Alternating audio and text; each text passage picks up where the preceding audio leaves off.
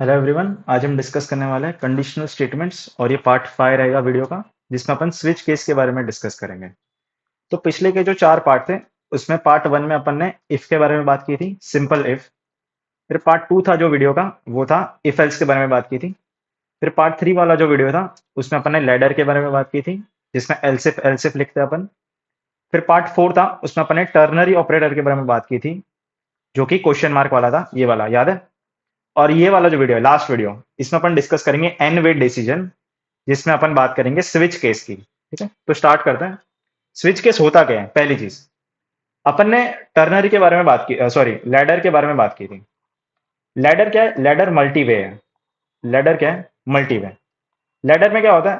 अपन first condition लिखते हैं, फिर कुछ होता है। फिर अपन सेकंड कंडीशन लिखेंगे, फिर कुछ होता है। फिर अपन थर्ड कंडीशन लिखेंगे, फिर कुछ होता है, राइट। और ऐसे चलता जाता है, और लास्ट में क्या आ जाएगा? एल्स आ जाएगा। तो जो स्विच स्टेटमेंट है ना, जो स्विच स्टेटमेंट स्विच स्टेटमेंट ऐसा बोलता है कि मैं ना ये लैडर को है ना कुछ अलग तरीके से लिखूंगा।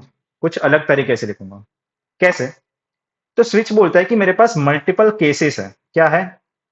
मल्टीपल केसेस है। इसका मतलब है मेरे पास बहुत सारे ऑप्शंस हैं। ये मेरा फर्स्ट ऑप्शन है, ये सेकंड ऑप्शन है, ये थर्ड ऑप्शन है, ऐसे बहुत सारे ऑप्शन है मेरे। तो ये जो सारे ऑप्शन है ना, इसको मैं स्विच के अंदर लिखूंगा। तो कैसे लिखेंगे? देखो, सबसे पहले अपन लिखेंगे स्विच। उसके अंदर अपन वेरिएबल का नाम लिखेंगे। क्या लिखेंगे? वेरिएबल का नाम।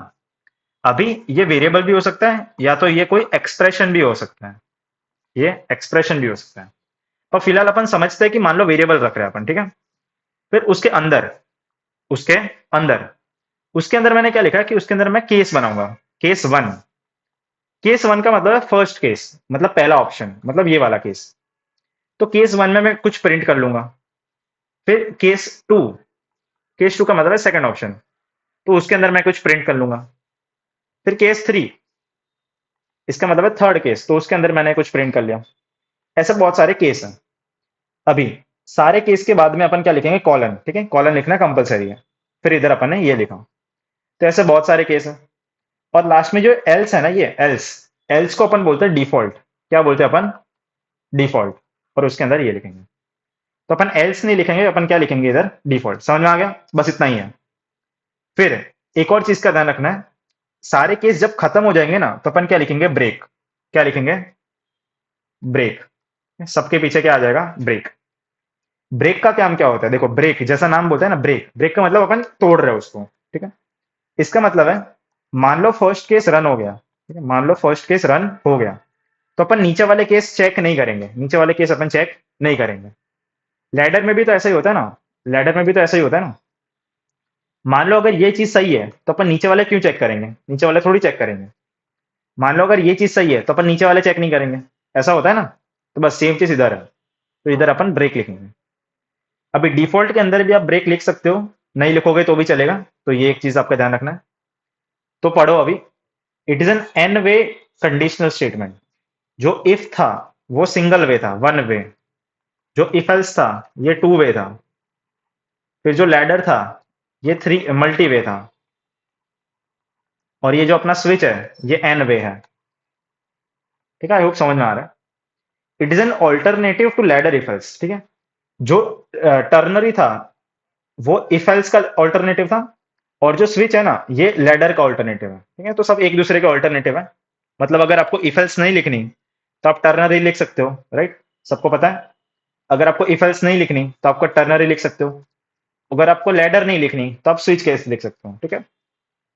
When there are multiple options we use switch case. तो अगर आपके पास बहुत सारे ऑप्शन है, तो आप स्विच केस का यूज कर सकते हो। If one of the case is satisfied, then all the other cases are ignored. इसका मतलब है, अगर ये वाला सेटिस्फाई हो गया, तो ये सारे केस को अपन छोड़ देंगे। सारे केस को छोड़ देंगे। Break is used to terminate the switch case execution. Break का काम क्या है? देखो मैंने क्या बताया, ब्रेक का काम क्या होता है? तोड़ना, मतलब बंद कर रहे हैं अपन। अगर ये वाला सेटिस्फाई हो गया, तो नीचे वाले सारे छोड़ देंगे। नीचे वाले सारे छोड़ देंगे। इसका मतलब है बंद हो जाएगा एग्जीक्यूशन। समझ में आ गया? If none of the cases are satisfied, default is executed. ठीक है, तो अगर कोई भी अगर सारे गलत हैं, सारे केस गलत हैं, तो कौन रन होगा? डिफॉल्ट रन होगा। समझ में आ गया? डिफॉल्ट का मतलब है else. Switch is a keyword in C, ठीक है। तो जैसे इफ कीवर्ड है, एल्स भी कीवर्ड है, वैसे स्विच भी कीवर्ड है, ठीक है? तो देखो सिंटेक्स कैसा है, सिंटेक्स ऐसा है। सबसे पहले अपन स्विच लिखेंगे, उसके अंदर अपन वेरिएबल लिखेंगे। अभी एक्सप्रेशन भी लिख सकते हो, बट मान लो मैं वेरिएबल लिख रहा हूँ। फिर ये मेरा फर्स्ट केस है, ये सेकंड केस है, थर्ड केस ऐसा है, ये लास्ट केस है मेरा। और लास्ट में अपन क्या लिखेंगे, डिफॉल्ट। तो फर्स्ट केस, ये देखो मैंने लिखा ना, फर्स्ट केस उसके अंदर ये लिखेंगे, फिर ब्रेक, सेकंड केस फिर ब्रेक, थर्ड केस फिर ब्रेक, और लास्ट में अपन डिफॉल्ट लिखेंगे, ठीक है। तो ये आपका सिंटैक्स है। तो एग्जांपल देखो, सबसे पहला क्वेश्चन करने वाले, print days of the week. तो क्वेश्चन ऐसा है कि अपन एक डे नाम का वेरिएबल है। अगर डे की वैल्यू 1 है तो मैं मंडे प्रिंट करूंगा। अगर डे की वैल्यू 2 है तो मैं ट्यूसडे प्रिंट करूंगा। 3 है तो मैं वेडनेसडे प्रिंट करूंगा। अगर 7 है तो मैं संडे प्रिंट करूंगा। और अगर कोई भी दूसरा नंबर है तो मैं इनवैलिड प्रिंट करूंगा। क्या प्रिंट करूंगा मैं, इनवैलिड। समझ में आ गया। अगर यूजर ने 1 डाला तो क्या प्रिंट होगा, मंडे प्रिंट होगा। अगर यूजर ने 3 डाला तो क्या प्रिंट होगा, वेडनेसडे प्रिंट होगा। तो कैसे करेंगे क्वेश्चन को। तो देखो, अगर आपको कोई भी ऐसा केस दिख रहा है ना कि जिसमें बहुत सारे नंबर्स हैं, तो आपको तुरंत स्विच केस सोचना है। बिकॉज आपके पास बहुत सारे ऑप्शंस हैं, आपके पास बहुत सारे ऑप्शंस है ना, तो आपको स्विच केस सोचना है। तो कैसे करेंगे, सबसे पहले एक डे नाम का नंबर है, वेरिएबल है। फिर इसको इनपुट ले लिया, डे को इनपुट ले लिया। फिर देखो इधर मैंने स्विच केस लिखा है। मेरा वेरिएबल क्या है, डे। तो इधर मैंने क्या लिखा है, डे, ठीक है। अपन वेरिएबल का नाम लिखेंगे इधर, ठीक है, वेरिएबल का नाम। वेरिएबल कौन सा है, डे। फिर केस 1, केस 1 का मतलब है डे की वैल्यू जब 1 है। जब डे की वैल्यू 1 है तो मैं क्या प्रिंट करूंगा, ऑब्वियसली मैं मंडे प्रिंट करूंगा, ठीक है। अगर डे की वैल्यू 1 है तो मैं क्या प्रिंट करूंगा, मंडे। तो मैंने क्या लिख दिया, मंडे। फिर केस 2, केस 2 का मतलब है डे की वैल्यू 2 है, तो मैं क्या प्रिंट करूंगा, ट्यूसडे। तो मैं क्या प्रिंट करूंगा, ट्यूसडे। ध्यान क्या रखना है, सारे केस के बाद ब्रेक लिखना है। सबके बाद क्या लिखना है, ब्रेक। तो केस 1, फिर केस 2, फिर केस 3, वेंसडे, फिर ब्रेक। तो ऐसे कितने केस है मेरे पास, 7 केस हैं, ठीक है। कितने केस है मेरे पास, 7। 7 में क्या प्रिंट किया मैंने, संडे, फिर ब्रेक। मान लो इन सारे केस में से एक भी नहीं है, इन सारे केस में से एक भी नहीं है, तो कहां जाएंगे अपन, डिफॉल्ट में जाएंगे। और क्या प्रिंट करेंगे, इनवैलिड, ठीक है, मतलब रॉन्ग वीक नंबर। ऑब्वियसली अगर किसी ने 10 डाला, 10 तो होता नहीं है ना, तो 10 कैसा है, रॉन्ग वीक नंबर, ठीक है, डे नंबर, ठीक है। तो आप कुछ भी प्रिंट कर सकते हो। अगर आप इनवैलिड प्रिंट करोगे तो भी चलेगा, ठीक है। तो आप इधर इनवैलिड लिख दो तो भी चलेगा, ठीक है। तो ये आपका फर्स्ट क्वेश्चन है। फिर देखो सेकंड क्वेश्चन भी उसके जैसा ही है, सिंपल है, मंथ ऑफ द ईयर। इसका मतलब है अगर आपका जो मंथ है इसकी वैल्यू 1 है तो आप जैन प्रिंट करोगे, 2 है तो फेब प्रिंट करोगे, 3 है तो मार्च प्रिंट करोगे, ठीक है। फिर 12 है तो दिसंबर प्रिंट करोगे। और अगर कोई भी दूसरा नंबर है तो आप इनवैलिड प्रिंट करोगे, ठीक है, इनवैलिड प्रिंट करेंगे। तो देखो उसके जैसा ही है, ये मंथ नाम का वेरिएबल है। फिर इधर इसको इनपुट लिया, मंथ को इनपुट ले लिया अपन ने। फिर देखो स्विच के अंदर मैंने किसको लिखा है, मंथ को, ठीक है, मतलब मंथ को गया, वो पिछले वाले में डे लिखा था मैंने। केस 1 किसको प्रिंट करोगे आप, जनवरी को, और ब्रेक। फिर फेब्रुआरी को, फिर ब्रेक। फिर मार्च को, फिर ब्रेक। कितने तक, 12 तक, ठीक है। तो 1 2 3 4 12 तक जा रहे हैं। मान लो इसमें से एक भी नहीं है तो कहाँ जाएंगे अपन, डिफॉल्ट में, रॉन्ग मंथ नंबर, सिंपल। इधर आप इनवैलिड प्रिंट कर सकते हो, ठीक है। सिंपल ही है ना, कुछ है नहीं इसमें। तो ध्यान क्या रखना है, देखो सिर्फ ब्रेक का ध्यान रखना, सबके पीछे ब्रेक लिखना मत भूलना वरना मार्क्स कट जाएंगे, ठीक है। और करली ब्रैकेट का ध्यान रखना है, ठीक है। इधर स्टार्ट हो रहा है, इधर खत्म हो रहा है, ओके। तो सिंपल क्वेश्चन है, आउटपुट देख लो। 1 है तो जनवरी, 10 है तो अक्टूबर, 15 है तो रॉन्ग मंथ नंबर, ठीक है। अक्टूबर में मेरा बर्थडे आता है, हाँ। तो नेक्स्ट क्वेश्चन, कैलकुलेटर, ठीक है, ये अच्छा क्वेश्चन है। तो ध्यान से पढ़ो, कैलकुलेटर क्वेश्चन क्या है। अपने पास दो नंबर है और अपने पास एक ऑपरेटर है, ठीक है, ये अपने पास इनपुट है।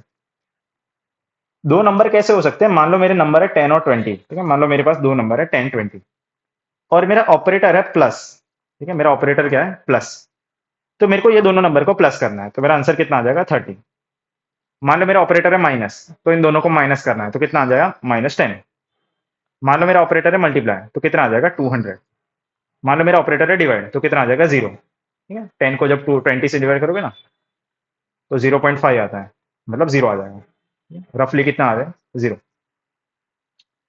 अगर मान लो इसको मॉड कर दिया मैंने, ठीक है, मान लो मॉड कर दिया तो कितना आ जाएगा, 10। जब 10 को 20 से डिवाइड करोगे तो ये तो डिवाइड ही नहीं होगा ना, तो ये कितना आ जाएगा, 10 ही आ जाएगा। ठीक है, तो ये अपना क्वेश्चन है। तो सोचने जाओ तो क्या कर रहे हैं अपन, सोचने जाओ तो मेरे पास ऑपरेटर है, और मेरे पास ऑपरेटर के बहुत सारे ऑप्शन है, मेरे पास बहुत सारे ऑप्शन हैं। मान लो मेरा ऑपरेटर प्लस है, तो मैं किसको प्रिंट करूंगा, ए प्लस बी को। मान लो मेरा ऑपरेटर माइनस है, तो मैं किसको प्रिंट करूंगा, ए माइनस बी को। अगर मेरा ऑपरेटर मल्टीप्लाई है, तो मैं किसको प्रिंट करूंगा, ए मल्टीप्लाई बी को। अगर डिवाइड है तो ए डिवाइड बाय बी, और अगर मॉड है तो किसको प्रिंट करेंगे, ए मॉड बी। तो ये क्या है, ये बहुत सारे ऑप्शन नहीं है क्या, क्या सोचो, ये ऑप्शन ही तो है। तो बस मैं स्विच केस किसके ऊपर लगाऊंगा, मैं ऑपरेटर के ऊपर लगा दूंगा। तो क्या लिखा है देखो मैंने, मेरे पास दो नंबर है, और मेरे पास एक ओपर नाम का वेरिएबल है। ओपर मतलब ऑपरेटर, ठीक है, ऑपरेटर नाम का वेरिएबल है।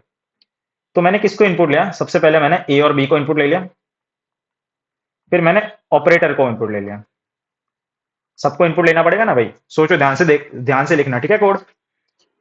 सबसे पहले किसको इनपुट लिया मैंने, ए और बी को, और फिर किसको इनपुट लिया मैंने, ऑपरेटर को। ठीक है, ये हो गया। फिर देखो, ये मेरा मेन कोड है, ठीक है, सिंपल ही है, कुछ नहीं है, ध्यान से देखो। मैंने स्विच केस किसके ऊपर लगाया, ऑपरेटर के ऊपर, ठीक है। स्विच केस मैंने किसके ऊपर लगा दिया, ऑपरेटर के ऊपर। अगर ऑपरेटर की वैल्यू प्लस है तो मैं ए प्लस बी को प्रिंट करूंगा। तो अगर ऑपरेटर की वैल्यू प्लस है तो मैंने किसको प्रिंट कर दिया, ए प्लस बी को। ठीक है, देखो कैसे लिखा है मैंने, प्रिंट एफ परसेंट डी, किसको प्रिंट किया मैंने, ए प्लस बी को। ठीक है, तो आप ऐसे प्रिंट कर सकते हो। देखो, पिछले वाला जो क्वेश्चन था इसमें अपन ने केस वन लिखा था, केस वन लिखा था राइट, फिर टू लिखा था, थ्री लिखा था।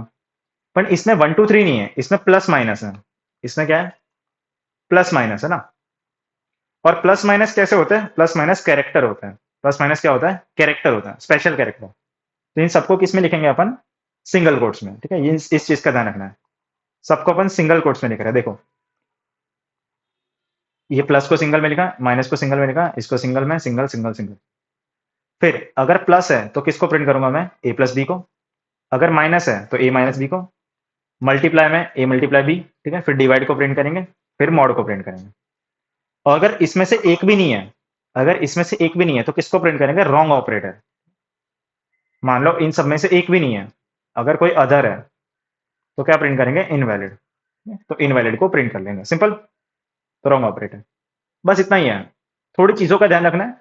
देखो किसका ध्यान रखना है, सबसे पहले प्लस माइनस को सिंगल कोट्स में लिखेंगे, ठीक है, सबसे पहले इस चीज का ध्यान रखना है।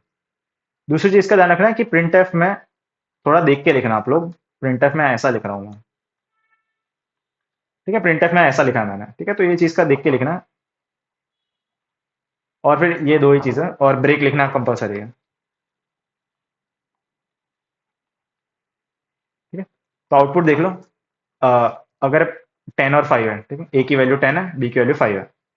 अगर ऑपरेटर की वैल्यू प्लस है तो क्या प्रिंट होगा, ए प्लस बी मतलब 15, फिर ए माइनस बी 5, फिर ए इंटू बी 50, फिर ए डिवाइड बाई बी, और ए मॉड बी 0। ठीक है, तो आई होप आपको समझ में आया होगा। आज की वीडियो में क्या पढ़ा अपन ने, स्विच केस, जिसको एन वे स्टेटमेंट बोलते हैं,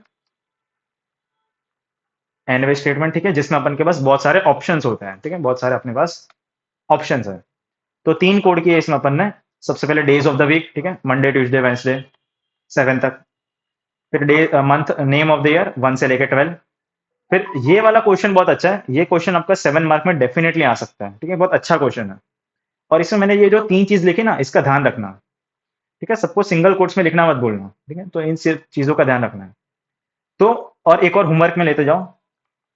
होमवर्क आपका ऐसा है कि आपको मंथ इनपुट लेना है, और हर एक मंथ में कितने डेज होता है ये प्रिंट करना है। हर एक मंथ में कितने डेज होता है, इसका मतलब है अगर आपका महीना जनवरी है, अगर आपका महीना जनवरी है तो आपको क्या प्रिंट करना है, 31। क्या प्रिंट करोगे, 31। अगर आपका महीना फेब्रुआरी है तो आप क्या प्रिंट करोगे, 28 या तो 29। अगर आपका महीना मार्च है तो आप क्या प्रिंट करोगे, 31।